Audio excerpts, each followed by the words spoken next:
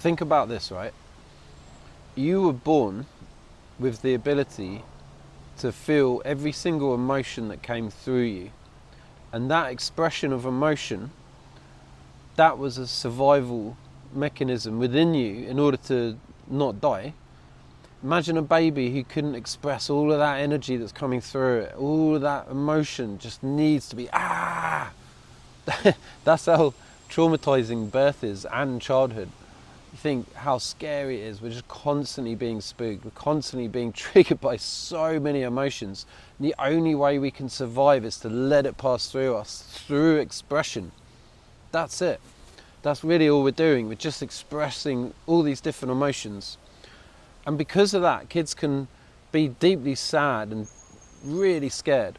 And then the next moment they're just joyful and happy and blissful. And that's just through the expression. It makes total sense, right? Kid's not angry forever, it's not sad forever. It's just sad until it's not sad anymore. That's how a healthy adult should be operating in this world. Now, I've still got my fair share of emotional suppression, of course. If I didn't, I would be like this enlightened being, which I'm clearly not. We're all at different stages of it. There's still certain emotions that I struggle to really feel into. One of them's sadness.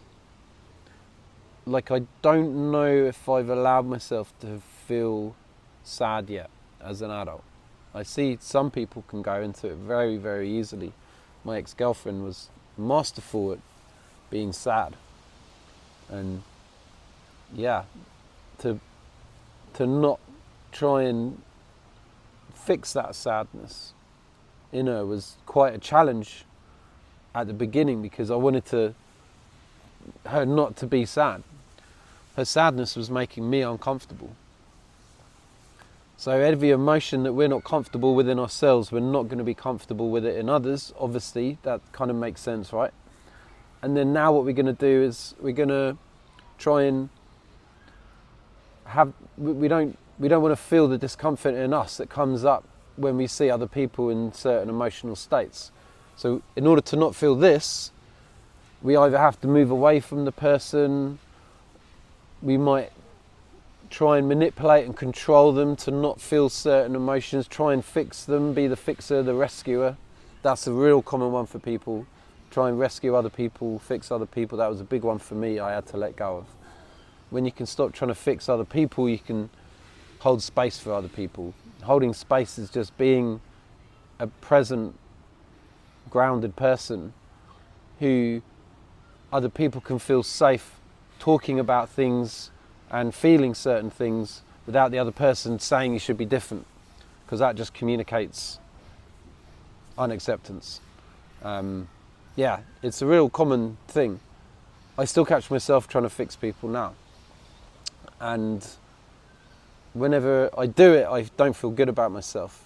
If you have to really notice the tension that can come up when you're trying to change other people's experience of their life, essentially. Yeah, I went off track a bit there.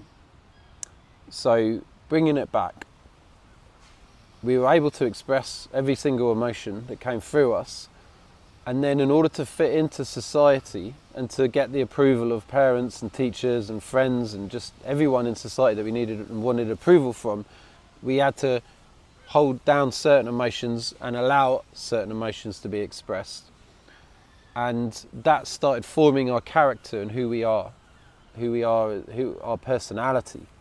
Most people's personalities are just made up of their emotions, or really we could say most people's personalities are coping mechanisms to not have to feel certain emotions, because we learn from a young age that we can't handle these emotions, they're bad, they're wrong. All sorts of stories we got forming in our head around our different emotional states that stops us from feeling them and essentially healing them. So we're walking around with all this pent up emotion.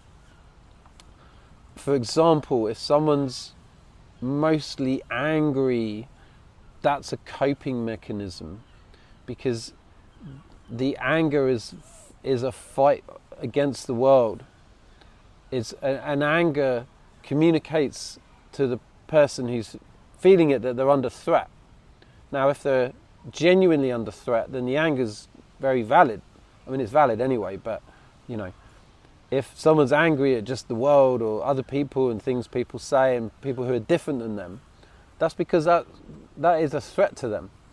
And they don't want to feel the threat, the fear, the uncomfortability, so instead they adopt the anger, and that becomes their personality, someone who's a bit more angry, you know. And then people who are a bit more fearful and anxious and hold back from the world, most of them don't tap into their anger to the point where they can use it to start moving forward. They're afraid of their anger. They think their anger might get them into trouble. They think their anger's bad. The anger might never end if they go into it. And then they adopt these coping mechanisms to avoid the anger, which is essentially to go into flight and to back off. So all of these coping mechanisms are there because we have a belief that we can't feel certain emotions.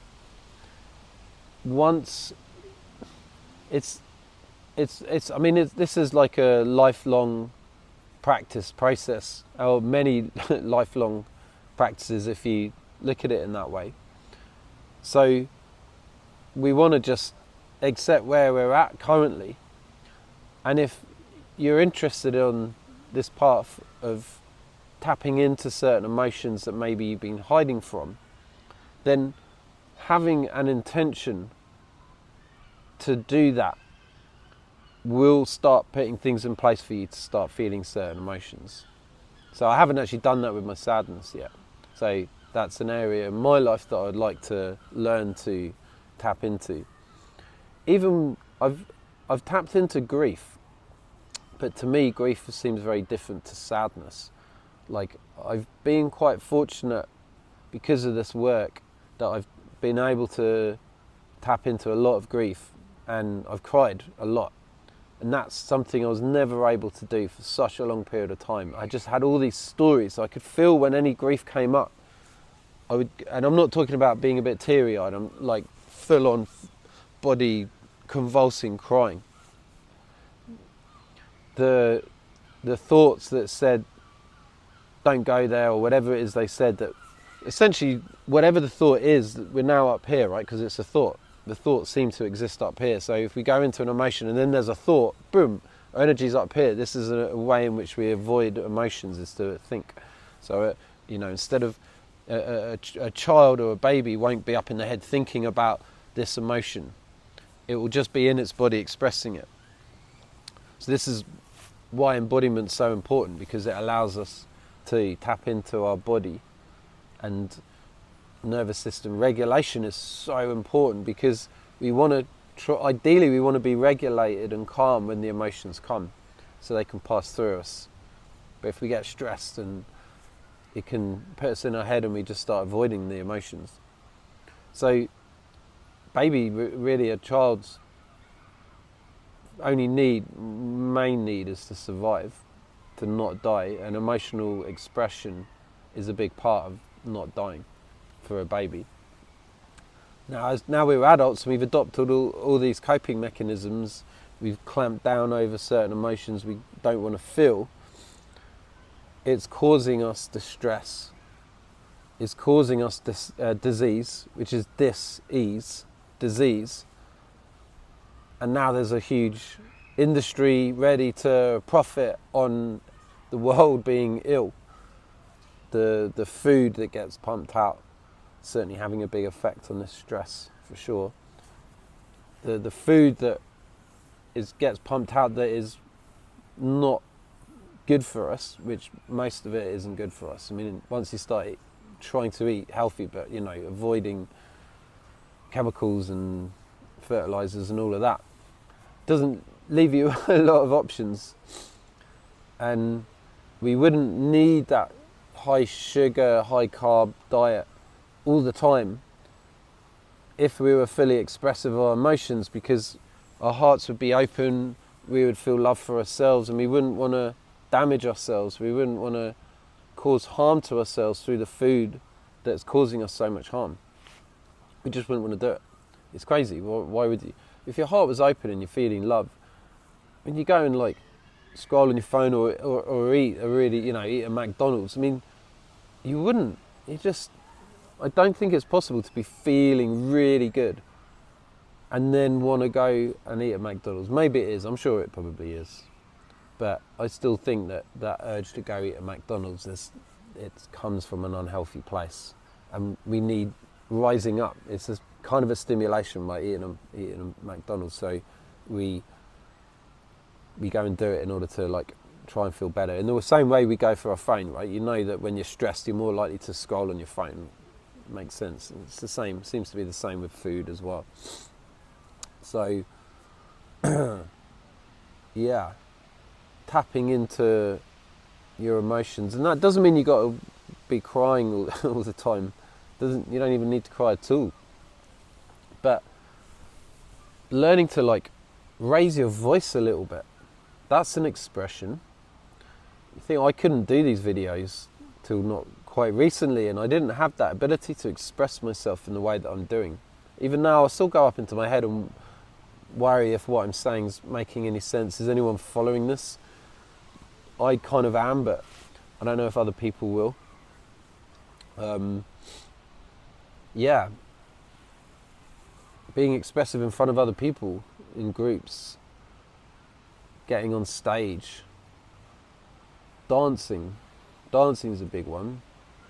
Learning to express yourself through dance, learning a martial art, going to learn boxing, so you can express anger through the exercise. Start tapping into that anger when you're working out, even when you're going running or doing other forms of exercise. That's all expression. Yeah, so felt like a bit of a ramble, but your emotional expression is going to help you regulate your nervous system, and the more regulated your nervous system is, the happier you're going to be, the more love you're going to feel, the more things you can do, the more experiences you can enjoy. Just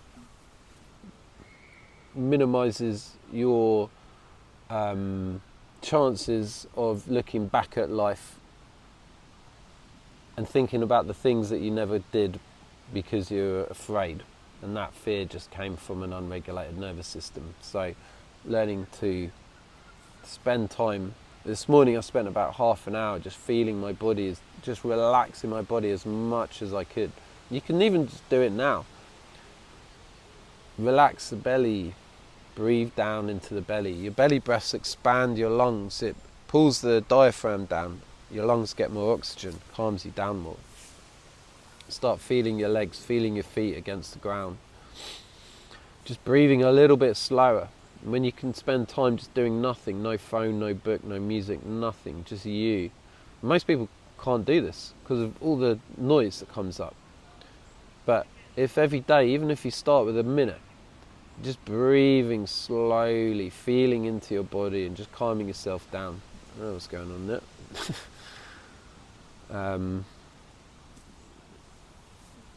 Yeah. Just calming yourself down, essentially. You're opening up way more experiences in life to enjoy. Thanks for reading. Please subscribe for more. And yeah, more content coming your way.